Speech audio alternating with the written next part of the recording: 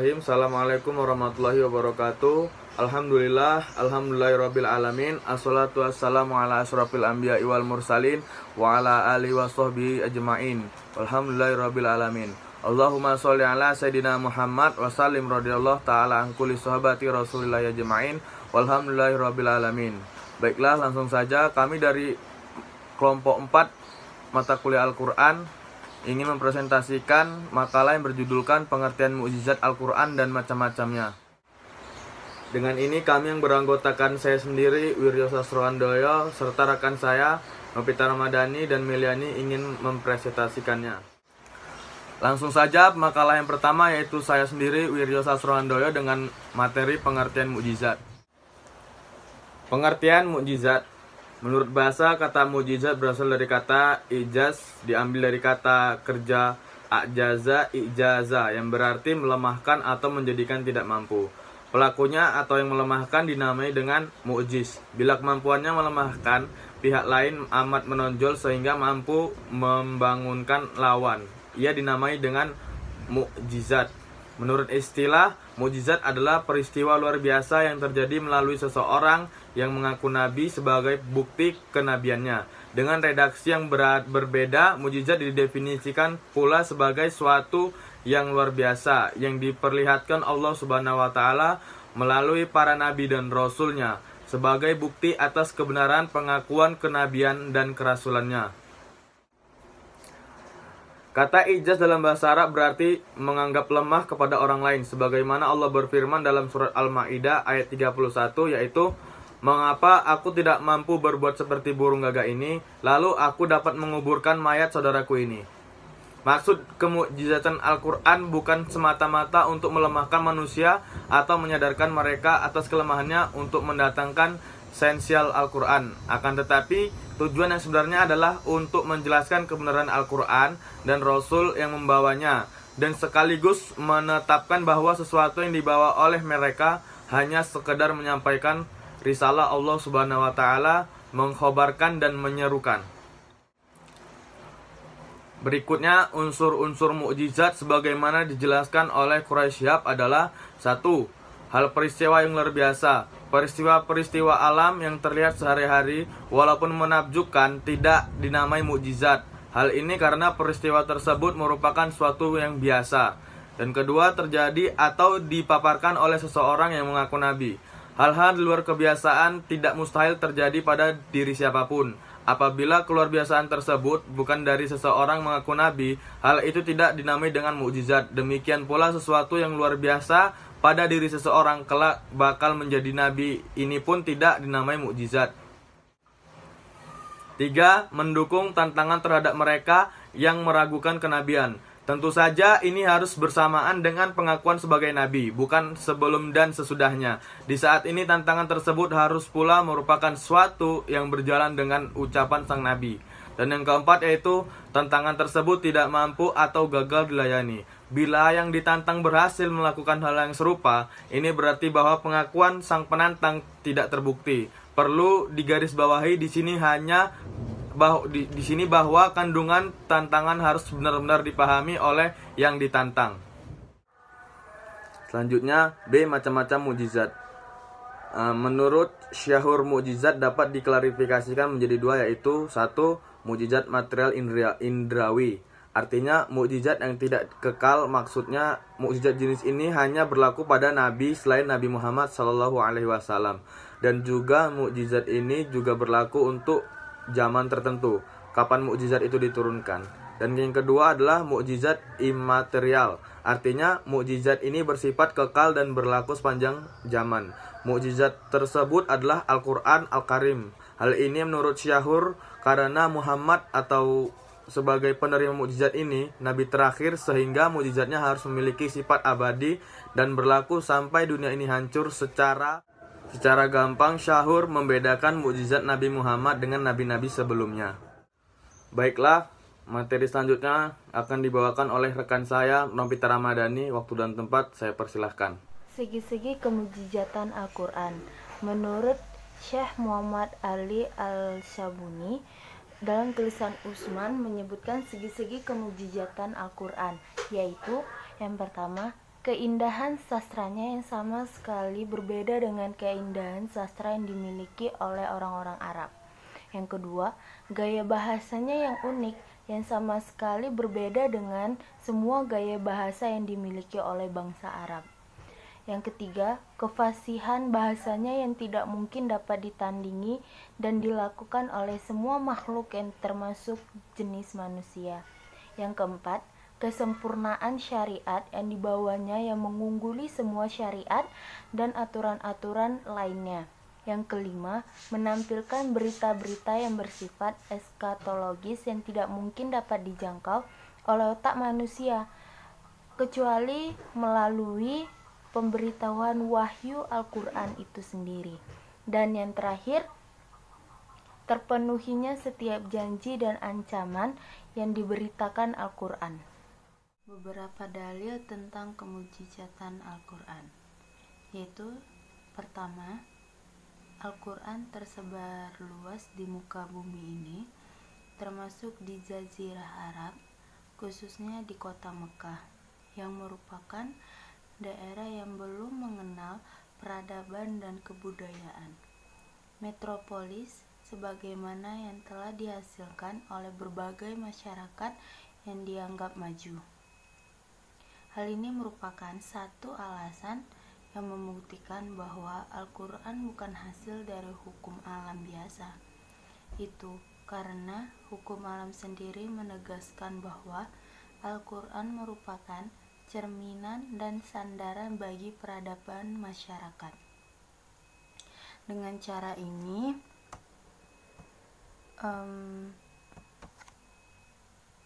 bahwa kita tahu Al-Quran akhirnya dapat melahirkan satu peradaban baru dan membentuk lingkungan yang berperadaban tinggi, baik dari segi pemikiran maupun sosial kemasyarakatan.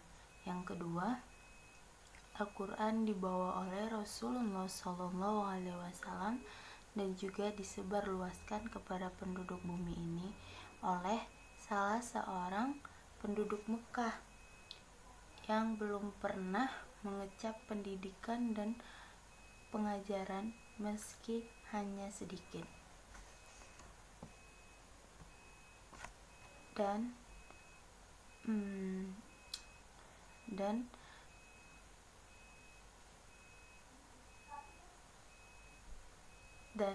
jika Al-Quran turun dan tercipta sesuai dengan hukum alam, maka tidak ada mungkin Al-Quran diturunkan kepada seorang individu yang buta huruf, yang sama sekali tidak mengenal peradaban, walau peradaban masyarakat yang sendiri mengetahui ilmu bahasa dan berbagai disiplin ilmu yang berkaitan dengan bahasa, tetapi mampu menghasilkan suatu karya yang bernilai tinggi yang melebihi kemampuan para ahli bahasa dan sastra manapun.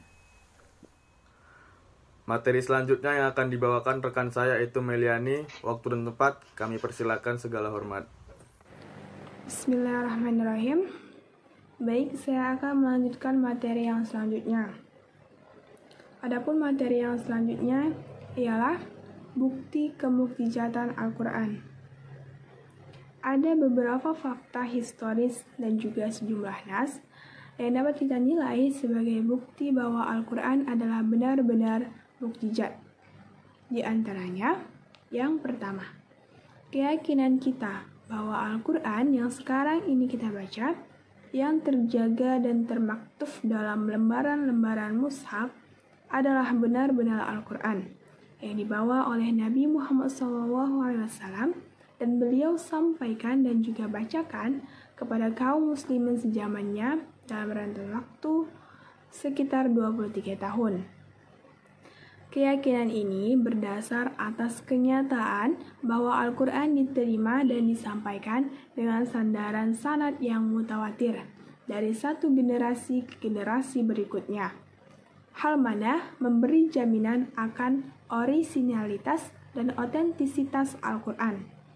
Selain kemutawatiran riwayatnya, otentisitas Al-Quran lebih diperkuat lagi dengan kenyataan historis bahwa Al-Quran segera dikodifikasi dari catatan-catatan yang masih tercecer tidak lama setelah Nabi Muhammad SAW wafat. Lalu, hafalan-hafalan para penghafal yang juga tidak pernah luput dari generasi ke generasi juga semakin memperkuat keutuhan dan kemurnian Al-Quran yang telah terkodifikasi dalam catatan. Yang kedua, setelah kita yakin akan kemurnian Al-Quran, dengan sendirinya kita mesti percaya atas kebenaran warta yang dibawanya. Allah Subhanahu wa Ta'ala dalam Al-Quran mengabarkan bahwa Ia menantang kepada orang-orang yang meragukan kemurnian Al-Quran untuk membuat semisal ayat atau surah yang sama dengan Al-Quran. Yang mana hal tersebut terdapat pada surah Hud ayat 13 sampai dengan 14. Yang mana Allah menantang manusia untuk membuat 10 surah yang sama seperti Al-Quran. Lalu dalam Quran Surah Al-Isra ayat 88. Dalam ayat tersebut, Allah memberikan tantangan kepada manusia dan juga kaum jin untuk membuat satu kitab yang sama seperti Al-Quran. Dan juga selanjutnya, yakni dalam Quran Surah Al-Baqarah ayat 23-24 dan juga dalam Quran Surah Yunus ayat 37 dan 38, Allah memberikan tantangan untuk membuat satu surah yang sama seperti Al-Quran. Namun dari semua tantangan tersebut, tak ada satupun yang sanggup terpenuhi oleh manusia ataupun kaum jin hingga saat ini. Ketidaksanggupan untuk menciptakan surah atau ayat yang semisal dengan Al-Quran, maka lebih tidak sanggup dan tidak mampu lagi untuk menciptakan makna-makna, ajaran-ajaran, dan dimensi-dimensi yang seperti terkandung dalam Al-Quran, sampai kapanpun. Nah, bukti-bukti tersebutlah, tantangan-tantangan tersebutlah yang menjadikan bukti bahwa Al-Quran adalah benar-benar mukjizat. Yang ketiga, pengaruh Al-Quran terhadap orang Arab. Pengaruhnya terhadap orang Arab musyrikin terlihat pada pengakuan mereka akan keindahan gaya, tata bahasa, serta susunan redaksionalnya yang sangat memikat. Nah, kenyataan tersebutlah yang memaksa Al-Walid bin Al-Mughirah Al-Makhzumi untuk mengakui dan berterus terang kepada Abu Jahal bahwa Al-Quran adalah al-haq atau kebenaran yang luhur dan tidak ada yang lebih tinggi darinya. Sedangkan pengaruhnya terhadap orang Arab yang beriman, Al-Quran lewat pendidikan yang diberikan pembawanya kepada para sahabat yang membuat jiwa mereka yang sebelumnya syarat akan nilai-nilai buruk jahiliyah menjadi jiwa-jiwa yang suci, yang mana telah mencatat revolusi mental sosial maha dahsyat dalam sejarah. Selanjutnya, aspek kemukjizatan Al-Quran. Dalam makalah kami, ada 3 aspek yang kami bahas secara tersendiri dari sekian aspek kemukjizatan yang ada, yaitu yang pertama, al-i'zaz al-ilmi, kemukjizatan Al-Quran dalam aspek ilmu pengetahuan kealaman. Menurut Ahmad Baikuni, hubungan Al-Quran dengan ilmu pengetahuan kealaman adalah bahwa sebagai hamba Allah, manusia dikaruniai akal serta pikiran untuk dapat memilih tindakan mana yang baik dan mana yang tidak untuk kebahagiaan akhiratnya, tetapi juga untuk bertahan hidup di dunia dan memanfaatkan lingkungannya sebagai sumber bahan pangan dan papan, sehingga ia dapat memperoleh kebahagiaan dunia sebagai khalifah yang bertanggung jawab. Untuk itu semua, Allah telah menurunkan Al-Quran sebagai petunjuk bagi seluruh manusia, secara garis besar, baik untuk ilmu keakhiratannya, yang rinciannya ada di dalam sunnah Rasul, maupun ilmu keduniaan yang rinciannya berada di dalamul kaun atau semesta. Dengan bimbingan Al-Quran, manusia diarahkan agar mengembangkan sains untuk mengetahui sifat dan tingkah laku alam sekitarnya pada kondisi-kondisi tertentu. Dan dengan penguasaan sains ini, manusia dapat membuat kondisi yang sedemikian rupa hingga alam beraksi, yang mengarah pada hasil yang menentukannya, yaitu menciptakan teknologi. Dengan sains dan teknologilah manusia memanfaatkan dan melestarikan alam sekelilingnya sebagai layaknya penguasa yang baik. Kemampuan manusia untuk mengarahkan alam lingkungannya dengan teknologi agar alam beraksi yang menguntungkannya itu disebabkan karena Allah, Sang Pemurah dan Penyayang, yang telah menetapkan peraturan-peraturannya yang harus diikuti dengan taat oleh seluruh alam. Dan manusia mengetahui sunnatullah yang telah diberlakukan itu dari nazar pada sisi langit dan bumi yang menghasilkan sains. Yang kedua, al-i'zaz al-lughawi, kemukjizatan Al-Quran dalam aspek kebahasaan, uslub yang digunakan, dan susunan serta tertib ayatnya. Al-Sabuni menandai adanya 7 karakteristik uslub Al-Quran. 3 di antaranya yaitu 1. Kualitas pemaparan yang tinggi serta cara penuangan makna-makna yang kokoh. 2. Keseluruhan Al-Quran bak satu jalinan yang memikat dan memesona akal serta mengundang perhatian pandangan hati. 3. Kelihayannya dalam mengolah kata dan menuangkan aneka ragam penyampaian. Artinya, ia kerap menuangkan satu makna dengan beragam kata dan cara penuturan. Semua mempunyai nilai keindahan yang amat tinggi. Singkat redaksi pada arti. Sekaitan dengan hal ini, Rashid Ridha menulis, jika semua muatan Al-Quran dipisahkan secara tersendiri-sendiri, seperti semua ajaran kaidah Islam yang disampaikan, yaitu seputaran keimanan tentang Allah, Rasul, dan malaikat, dipisahkan secara tersendiri dan berturut dalam satu surah atau 2 surah saja. Lalu seperti mengenai hukum-hukum, hukum pidana, hukum perdata, atau hukum syariah, ekonomi dan politik juga dipisahkan secara terpisah dalam 1 surah atau 2 surah saja. Lalu tentang sejarah yang ada dalam Al-Quran yang banyak mengandung petuah, wejangan, serta ajaran yang juga dipisahkan hanya dalam 1 surah atau 2 surah saja, layaknya buku sejarah. Pastilah Al-Quran akan kehilangan hikmah dari turunnya Al-Quran itu sendiri. Juga tentu akan membuat para penghafal Al-Quran akan kehilangan banyak ajaran, pelajaran, dan nilai-nilai ideal yang dikandungnya. Sebab, misalnya, para penghafal hanya menghafal 1 surah atau 2 surah saja, maka yang mereka dapat hanya mengenai 1 ajaran saja. Yang ketiga, al-i'zaz al-tashri'i, kemukjizatan Al-Quran dalam aspek ajaran syariat yang dikandungnya. Kemukjizatan dalam aspek ini adalah bahwa Al-Quran datang membawa manhaj tasyri' yang sempurna, yang menjamin terpenuhnya segala kebutuhan manusia seluruhnya pada setiap zaman dan tempat. Dengan ajaran ini, kondisi manusia, baik individu maupun kelompok, menjadi mulia dan luhur di dunia dan akhirat.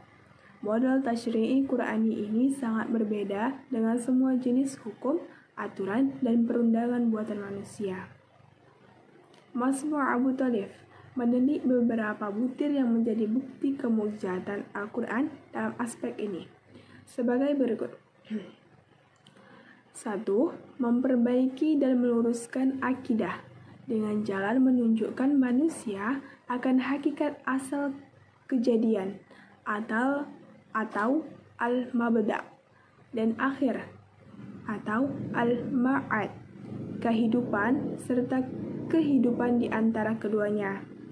Butir ini berisi ajaran tentang keimanan kepada Allah, malaikat, kitab, para rasul, dan hari akhir. Yang kedua, memperbaiki dan meluruskan praktik ibadah dengan jalan menunjukkan manusia akan ajaran-ajaran dan nilai-nilai yang dapat menyucikan jiwa dan mental manusia. Lalu yang ketiga, memperbaiki akhlak dengan jalan menunjukkan manusia akan nilai-nilai keutamaan dan perintah untuk menjauhi segala bentuk kekejian dan keburukan serta menjaga keseimbangan. Yang keempat, memperbaiki dan meluruskan kehidupan dengan jalan memerintahkan manusia agar mereka menyatukan barisan, menghapus segala benih fanatisme dan gap yang membawa kepada perpecahan. Ini dilakukan dengan jalan mengingatkan mereka bahwa mereka berasal dari jenis dan jiwa yang sama. Lalu yang kelima, meluruskan kehidupan politik dan tata kehidupan bernegara. Ini dilakukan dengan jalan memanjangkan keadilan mutlak, persamaan antara sesama manusia, dan memelihara nilai-nilai luhur keutamaan seperti keadilan, dedikasi, kasih sayang, persamaan, dan kecintaan dalam segala bentuk hukum dan interaksi sosial. Lalu yang keenam, memperbaiki dan meluruskan perilaku ekonomi dan pendayagunaan harta dengan jalan anjuran untuk membudayakan hidup hemat, memelihara harta dari kesia-siaan dan kepunahan. Lalu yang selanjutnya, meluruskan aturan perang dan perdamaian dengan jalan memberikan pengertian hakiki tentang perang, larangan menganiaya, kewajiban menepati perjanjian, dan mengutamakan perdamaian daripada peperangan. Dan yang selanjutnya lagi, memerangi sistem perbudakan dan anjuran untuk memerdekakan para budak. Dan yang terakhir, membebaskan akal budi dan nalar pikir dari segala tiran yang membelenggunya, seraya memerangi pemaksaan, intimidasi, dan absolutisme. Sekian penyampaian materi dari saya. Kurang dan lebihnya saya mohon maaf. Baiklah, mungkin hanya ini yang bisa kami sampaikan. Sekian makalah dari kami. Lebih dan kurangnya kami mohon maaf. Wabillahi taufiq wal hidayah. Assalamualaikum warahmatullahi wabarakatuh.